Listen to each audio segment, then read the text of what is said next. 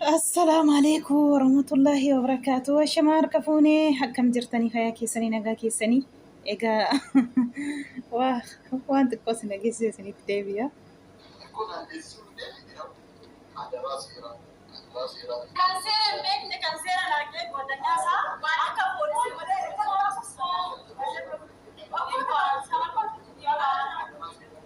بس أنا جا كنا نما نما كان بيني تنما تفتا جدا نمبيك نيجي شودا أنا ما قافز آري بو مالي ما تناف بوي مالي بوي الرجال جاكراجا كاسين بوي أرمو كان جالستاني لانو كابدن مالا كتة هندي كيسانو أركيتاني جست مالا راكتو ريسينو أركيتاني جست مالا كنا قودي أركيتاني فيديو لان أركيتاني جست أني مالتو أكنا أرسو بيكتو قدين أكنا تنيا تفتي anja granja kaste polisi dajette hiriyaashi natti fidde akkasitti harka ko akkana qabde mana kan nabaaste santu caqwarraa kiyya na gube naman beektu jechuudha naman beektu baalageen gadeen ayyu dabar naman meeqarreebee as ga'e inni hoo dhiira ta'e kophaa saana dhufee nan baasu mana hoo inni dhiira ta'e kottu ayyu jee mana nan baasu tuffii anaaf qabu nama lamaaf ne qabanii mana na baasan isaamiti war kan nadi bummu isaamiti kan nadi buban ayyoodhaan jedhu paatroolisitti yaamu hodidde paatrool sab sigoone mana kana si baasanaan jaa kana eenyummaa namaa kan hin beekneetu nama tuffata jedhan nan beekni jechuudha ani maa gaafas aaree boo malee maaltu naaf boo'e malee boo'e irri jiran jagraajaa kaaseen boo'e oromoo kana caalistanii ilaaluu qabdan mucaa akkanaan jawaan hin beekne ishii bira boqadhee deemuu qaba jee ishii bira deemu gaafa ishee bira deemu maal taate naan jette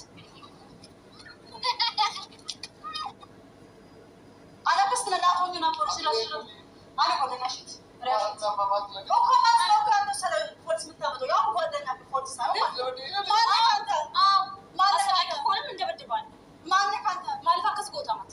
polisi natti fidee من أسلمي بس ما قال جوكنا فتن من هذا وكل عندهم سلامة أعتقد أنا بفتو ونست ملك يارجع يتندبتني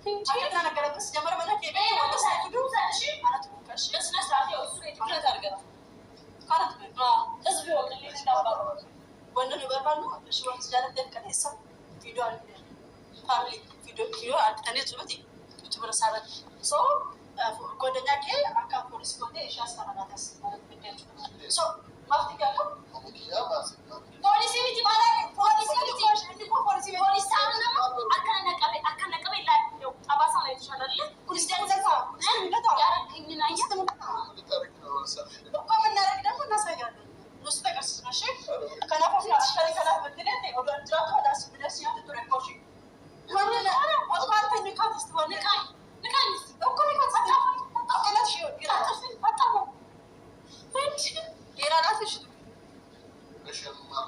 نوامبر بعده إيشي ada mana سيتنا تكلم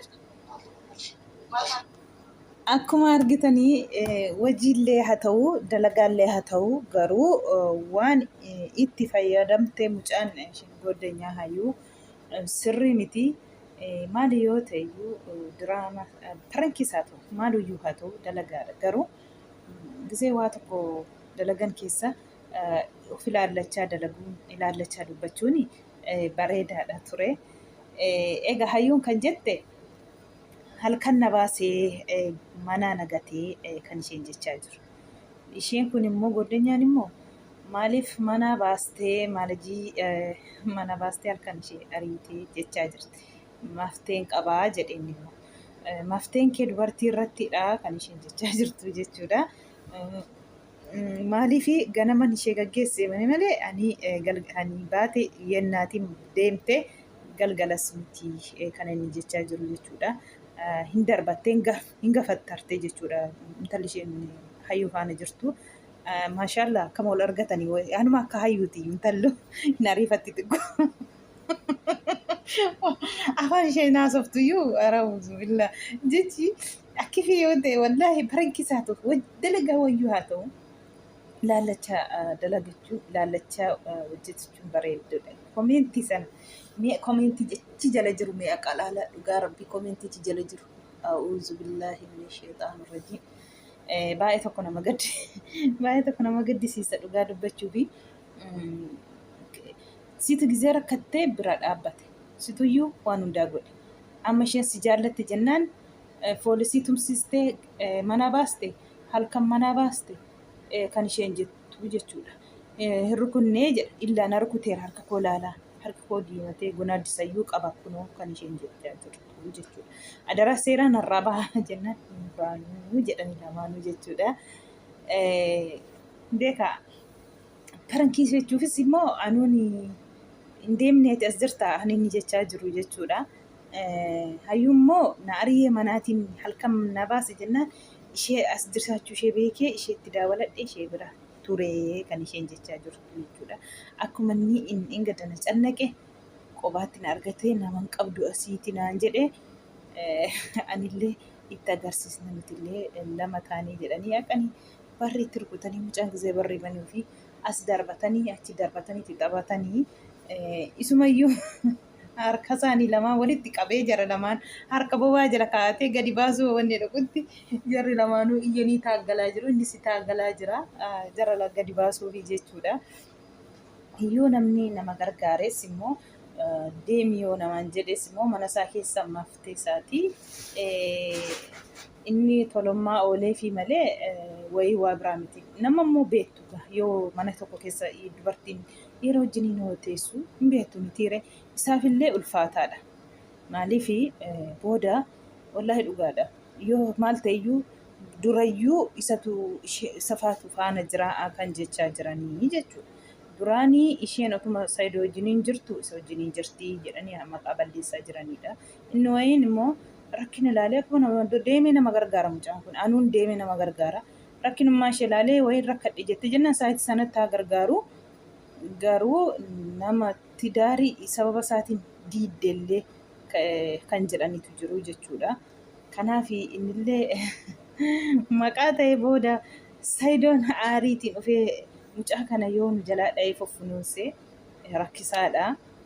Yoo walii kaniyyuu yoo akkam ta'e walii kaniyyuu hayyuuf Saayidoon anuuf Saayidoon immoo guyyaa tokko wal gaafachuun isaanii waan hin nafnedha. Akka isheen amma haasoftu kana yoo ta'e jechuudha. Maaliif sababni isaa lakka duraanuu si tokkos godhaa waan jechuu nafne booda Saayidoon boodattuuyyuu jechuudha. Kanaaf akka fe'e yoo ta'eyyuu akka kanaa dubartii akka kanaa ta'uun bareedaa miti. Otoo of kabajan bareedaadha. Kabajan bareedaadha malees ulfina malee salphina miti. Waan haasawamu kanammoo otoo laallataa dubbatamee otoo laallataa haasaamee xuruudha. Akkuma argitan egaa anuutiin as darbatte nan tuqiin jetti intalli nan sirrukutaa jedhee hayyuutiin sirrukutaa na nyaachuufi jedheeyyuu na nyaachuufi moo jedhe intalaatiin hayyuun immoo usin dubbatiinii jetti inni han dubbatu dhabee na nyaachuuf moo narraa deemee maal akka godhu barbaadderee ammati kan isheen jettu kan inni jedhee jechuudha.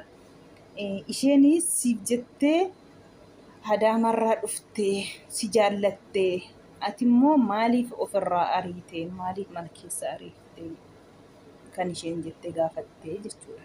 Kanaaf inni immoo malsi deebiseefii jira. Mirga kootii jedheera. Rakkina biraa dhaabadhu yoo rakkina isheetti bira dhaabbadhee mana koo keessaa bahii jennaan yoo isheen didduu dirqabaatiin gadi baasee guyyaatiin deemtee sumayyuu galgalaniitii. Isheen immoo galgalaan gadi baasee mana keessaa na ari'ee. Ani naman qabuutii nama ofirraa dhabnaanii waan baay'ee haasoftee hayyuunii jechuudha. Kanaafuu anuu rabbi si haa eegu. Of eeggadhu hayyuuni karaa darbaa karaatti baatuuf karaatti galtu si oowwatti kanaa booda yoo malatte irraa sitte malee dhugaa rabbiin akkuma otoon alachuu dhiisee jettaa siin jettee jirti amma kakatteettela yoon alachuu dhiisee akkati alattee si jibbisiisaa siin jettee jirti wanta ta'eef anu egaa of eeggadhuuti rabbi si haa eegu.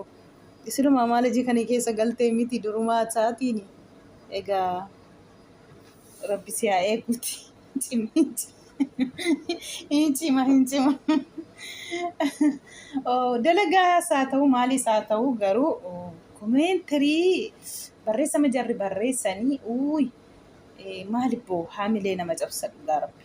Maaliif namni keenyi luka nama jalaa dha'uu fiiga gizee hunda nama xiqqeessuuf akka namni xiqqaatuuf yoo namni balleessee dogongorteettaa kuniin ta'uu sirreeffadhu sirraayi jedhaniiti nama gorsu malee arrabni ittuu kan caalu nama godha malee arrabni eenyumaanuu qa'ee isheen beeku eenyuunuu sirreessee hin beeku.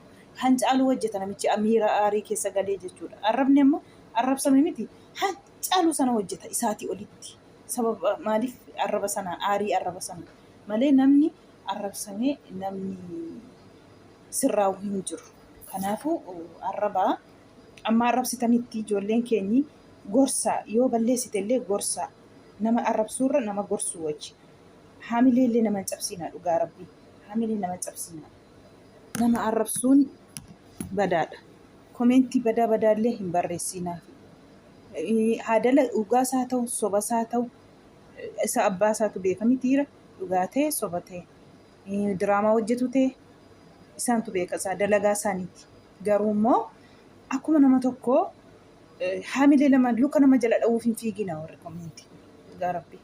Itti dhiisa yoo isinitti hin tolle xaxxeedhaati ilaalaati dhiisa bira darbaa. Yoo immoo isinitti tolle waanuma gorsaatiin akka nam tokko waan balleessa sanarraa deebiyuuf lakka dhugumanaan jedhanii jedhee saayitii sana afaan gaariin afaan gaarii caalaa jedhe Oromoon mammaska.